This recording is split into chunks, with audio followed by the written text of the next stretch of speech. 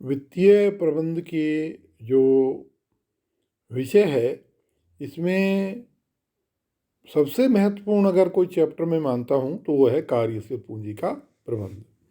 क्योंकि कोई व्यवसाय कितना ही बढ़िया हो, कितना ही बड़ा हो, अगर उसमें कार्यशील पूंजी नहीं होगी तो वो व्यवसाय चल नहीं सकता है। क्योंकि जो मतलब जिस तरह से पूरी मशीन हो और उस मशीन में जो लुब्रिकेंट जो अगर काम करता है, वो वो पूरी तरह से हम वर्किंग कैपिटल को उसकी परिभाषा से समझ सकते हैं।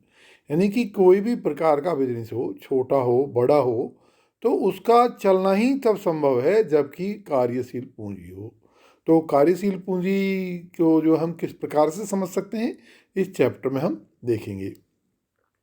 तो आवश्यकता के अनुसार पूंजी के दो भाग हो सकते हैं। प्रथम, स्थायी आवश्यकताओं के लिए, जैसे कि भूमि, भवन, संयंत्र इत्यादि की आवश्यकता के व्यवस्था हेतु, और दूसरी अस्थायी या अल्पकालीन पूंजी, जो व्यवसाय की सामयिक आवश्यकताओं यथा कच्चे माल, न्यूनतम स्कंद, भावी मांग की पूर्ति हेतु न्यूनतम माल, न्यूनतम स्कंद, तैयार माल, मजदूरी, कर्मचारियों का वेतन, दैनिक व्यय की व्यवस्था हेतु, इसलिए जो पूंजी की आवश्यकता होती है, जो कि एक अस्थायी पूंजी की जो आवश्यकता हमें महसूस होती है, या जिसे हम अस्थायी पूंजी कह सकते हैं, वो कार्यशील पूंजी कहा जा सकता है। यानी कि व्यवसाय में जो दैनिक जो कार्य को करने के लिए या व्यवसाय के जो दिन प्रतिदिन के संचालन के लिए जो हमें धन की आवश्यकता होती है, उसे हम कार्यशील पूंजी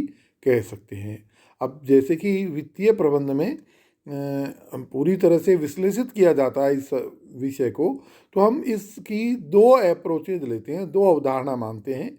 एक लेते हैं परिमाणात्मक अवधारणा और दूसरी लेते हैं गुणात्मक अवधारणा। जो मानात्मक अवधारणा है, ये जो कि क्वांटिटेटिव जो अप्रोच है, इसमें हम जो सारी की सारी जो चालू संपत्तियां होती हैं, उनको हम वर्किंग कैपिटल मानते हैं, चालू पूंजी मानते हैं। जैसे कि आप कह सकते हैं कि स्टॉक है, कैश है, बैंक बैलेंस है, या हमारा जो रॉ मटेरियल की जो इन्वेंट्री में इन्वेस्टमेंट है, या वर्क इन प्रोग्रेस की जो हमारे पास स्टॉक है, या जो हमारे देनदार हैं जो जिनसे कि हमें पैसा लेना है, या बिल्स रिसीवल्स है जिनसे हमें पैसा लेना है, या हमारे अस्थायी जो विनियोग हैं वो है, या हमारी बैंक में जो जमा धन है वो है। ये सारी की सारी जो पूंजी है या धन है, इसके द्वारा हम व्यवसाय को संचालित करते हैं, इसलिए इसको हम वर्किंग कैपिटल या चालू पूंजी से परिभाषित कर सकते हैं। दूसरी है गुणात्मक अवधारणा। यानी कि इस जो चालू संपत्तियों में से चालू दायित्वों को अगर घटा दिया जाए, यानी current assets minus current liabilities, तो इसको कहते हैं कार्यशील पूंजी। यानी इसका ये मानना है कि भाई जो आपने जो व्यवस्था से जिससे आपने इनको अरेंज किया है, किनको, जैसे कि आपने स्टॉक में जो पैसा लगा रखा है, अपने पास जो बैंक बैलेंस है, इनमें उन लोगों का भी हिस्सा है जिनसे कि आपने शॉर्ट टर्म के लिए उधार ले रखा है। तो यानी कि एक्चुअल में जो आपका पैसा लगा हुआ है, वो कितना लगा हुआ है, जो आपके पास पैसा चालू पूंजी वाला है, और उसमें जो कि आपके चालू दायित्वों वालों का जो योगदान है। यानी कि आज मान लीजिए आपके बैंक में और कैश में मिला के 2 करोड़ रुपए का आपके पास में बैलेंस है, और इसमें अगर मान लीजिए कि 1 लाख रुपए का या 1,50,000 का आपने ओवरड्राफ्ट ले रखा है, तो आपका कितना पैसा लगा हुआ है, 50,000।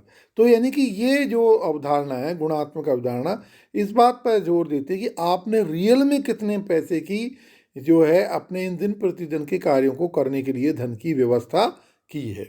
और तीसरी जो इसमें जो अवधारणा जिसको हम कहते हैं, वह है चक्रीय पूंजी की अवधारणा, जो कि हम इस तरह से समझ सकते हैं भी नगद जो हमारे पास कोष होंगे, उससे हम क्या करेंगे, उससे हम जो है वो माल बनाएंगे या हमारे कारखाने को चलाएंगे, वस्तुएं खरीदेंगे, कर्मचारियों को तनख्वाहें देंगे, जो दुनिया भर के जो छोटे मोटे खर्चे हैं उनको करेंगे, बिजली के पेमेंट चुकाएंगे, गाड़ी भाड़ा देंगे, और इसके बाद में हमारे पास क्या, या raw material, packing raw material खरीदेंगे, और मज़दूरों को मजदूरी देंगे, तो इसके बाद में हमारे पास क्या होगा, माल तैयार हो जाएगा। जैसे कि मान लो हम साइकिल बनाते हैं, तो साइकिल के लिए जैसे हमारे पास नगद पैसा है, उससे क्या करेंगे कि हम जैसे स्टील खरीदेंगे, उसके जो है टायर खरीदेंगे, सीटें खरीदेंगे, ये सारी चीज़ें खरीदेंगे। इसके अलावा जो उनको जो असेंबल करने वाले लोग हैं उनको मजदूरी देंगे, इसको इधर से उधर ले जाने का खर्चा होगा, या फिर जो इसकी पैकिंग करनी पड़ेगी, इसको स्टोर करना पड़ेगा, इनके खर्चे होंगे। और उसके बाद में हमारे सामने बिल्कुल एक तैयार साइकिल आ जाएगी। तो ये हो गया निर्मित माल। तो निर्मित माल भी में जो स्टॉक फंसा हुआ है, जो पैसा फंसा हुआ है, हमारा चालू पूंजी है। और ये निर्मित माल फिर हम क्या करते हैं, विक्रय कर देते हैं हमारे जो है, जो हमारे ग्राहक होते हैं। तो ग्राहक अगर मान लीजिए हमको नगद पैसा देते हैं, तो वापस नगद को उसमें मिल जाता है हमारे में। और कई बार हमें जो हमारे ग्राहक है वो कह देते हैं कि भाई हम 2 4 6 महीने बाद में आपको पैसा चुकाएंगे, तो वो हमारे फिर डेटर्स बन जाते हैं। वो भी हमारे जो है उसमें भी हमारा पैसा फंसता है। ये कई बार जो हमारे ये जो ग्राहक है, जो कि हमारे डेटर्स हैं, वो हमको बिल्स रिसीवर्स दे देते हैं, एक बॉन्ड लिख के दे देते हैं। अब चाहें तो हम इस बॉन्ड को बैंक से कैश करा सकते हैं और फिर वो कैश पैसा आ जाएगा। चाहे वो बीआर जो है, बिल्स रिसीवर्स है, वो अपनी अवधि पर पूरा कैश बदल कर कैश में आ जाएगा। तो यानी कि ये जो पूंजी है, जो चक्रीय अवधारणा ये बताती है कि ये जो चालू पूंजी है इस तरह से सर्कुलेट करती रहती है, यानी कि ये चक्र काटती रहती है। नगद कोष जो है ऑपरेटिंग एक्सपेंसेज में बदलेंगे, ऑपरेटिंग एक्सपेंसेज बदल के फिर तैयार माल हो जाएगा। माल जो है विक्रय होकर ग्राहक को पास में चला जाएगा और वो डेटर्स में, उधार में फंस जाएगा। उधार से पैसा आकर वापस नगद कोष में मिल जाएगा। तो ये हुई चक्रीय अवधारणा। तो अवधारणा में 3 अवधारणा हमने देखी, और ये अगर आपको क्लियर हो गया है तो फिर ये जो चैप्टर है इसमें ज़्यादा प्रॉब्लम नहीं है, आपको समझ आ जाएगा। तो चालू पूंजी के हमने देखे कि 2 घटक होते हैं, एक तो कौन सा, चालू संपत्तियां, और दूसरा चालू दायित्व। तो इन दोनों के माध्यम से ही हम चालू पूंजी को समझ सकते हैं। अब हम कहते हैं कि अगर मान लीजिए किसी संस्थान के पास में पर्याप्त मात्रा में चालू पूंजी है, तो वो किस तरह का उसका इम्पोर्टेंस है, क्या उसको फायदा है, या क्या जो है इसकी कौन कौन से इसके फायदे हैं, जिनके आधार पर हम कह सकते हैं कि किसी संस्थान में पर्याप्त मात्रा में चालू पूंजी की व्यवस्था होनी चाहिए। तो जैसे कि हम, इसका एक बेनिफिट है कि विक्रेताओं को तत्काल भुगतान कर देते हैं, तो इससे में कैश डिस्काउंट मिलता है।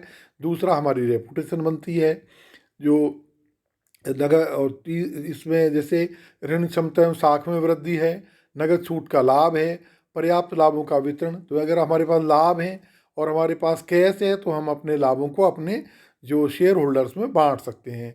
बैंक से ऋण प्राप्ति में सुविधा मिलती है, और संस्था की कार्यकुशलता में वृद्धि होती है, अच्छा एफिशिएंटली वर्क करती है।